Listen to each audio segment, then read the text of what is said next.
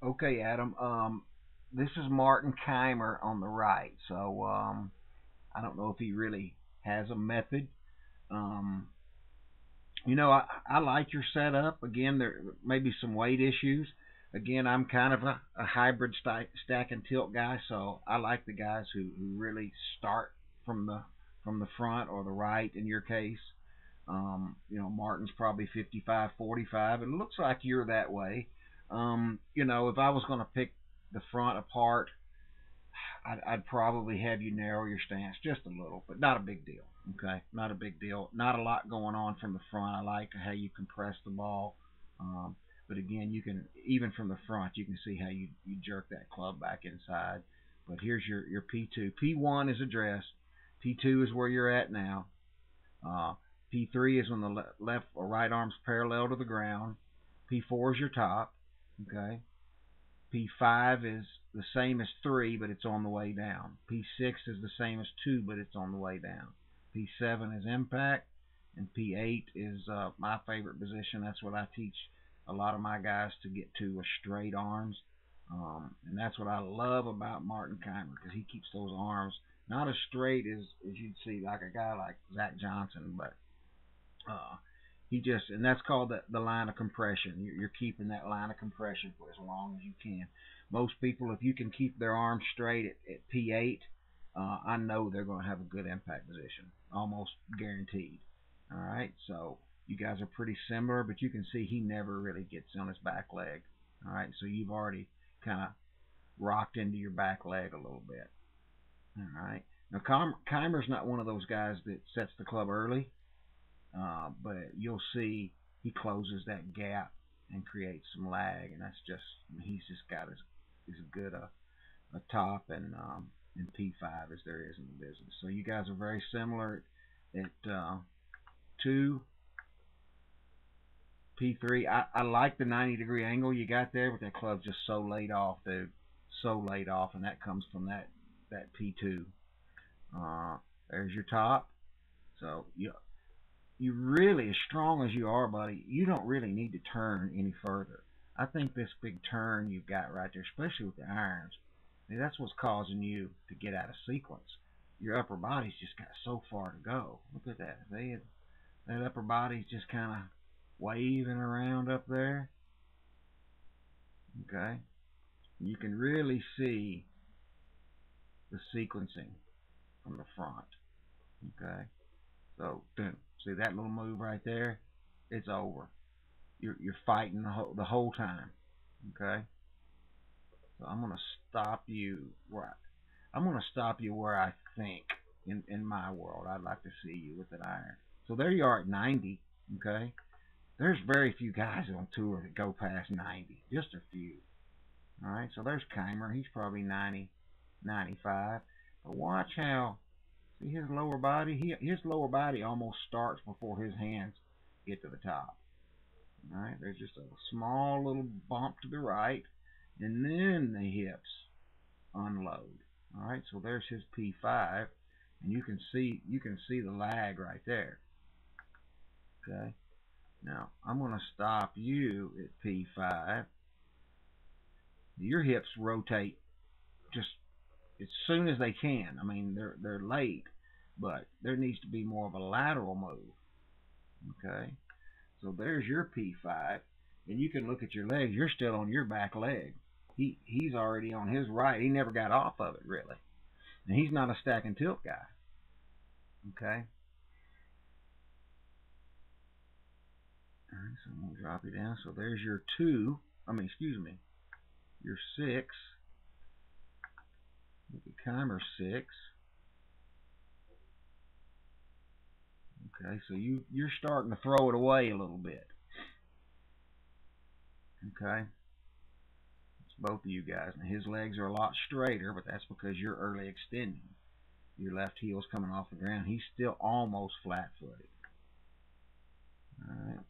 So there's Keimer's impact. I mean, I don't know, at 25, 26 years old, how how how he got that good.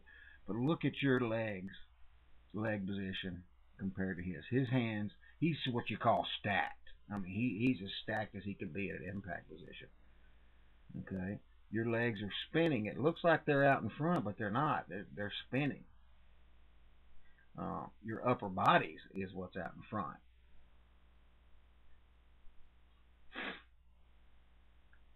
And again, it just all goes back to sequencing. Okay, you do a good job of holding your angles. Look at that. Most people that are in the positions that you get into have flipped the shit out of it by now.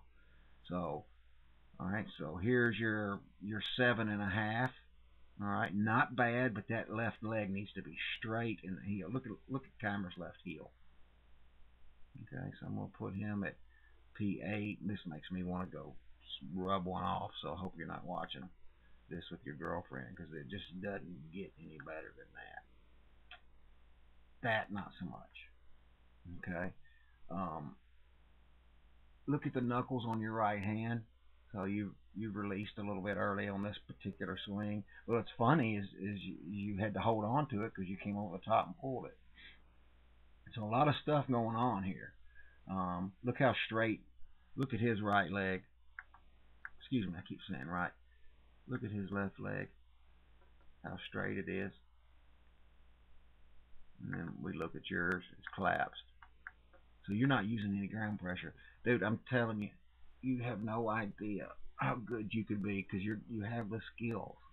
But I don't want you to get hung up, in mechanics. I mean, there's some things over time, you can do, but you just have no idea how good you could be. But it's going to take some practice. It's going to take some time. You need to look at short term and long term goals. What do you want to do? And short term in golf really is a couple of years, maybe even 3 years. Long term in golf is 5, 6, 7 years. But the good thing is, you're young. And notice how his hips are in front of him or under his torso, and yours aren't. Your torso is it's kind of back, but yet your hips, you would think that they would be right under you, but they're not. Watch how he continues to push those hips. Push, push, push, push. He's pushing them forward right now, all the way, all the way, all the way. Okay, and that's probably for him that's a feel more than anything. I mean, there's always a little hip stall, but it's where it comes. That's how the sequence works.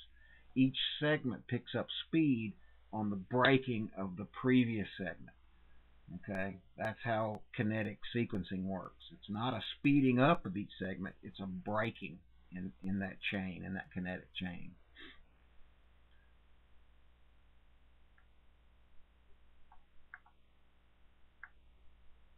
Yeah, so look at the crinkle on your left toe. So that means your weight's still just a little bit back there. So your hips never get pushed forward.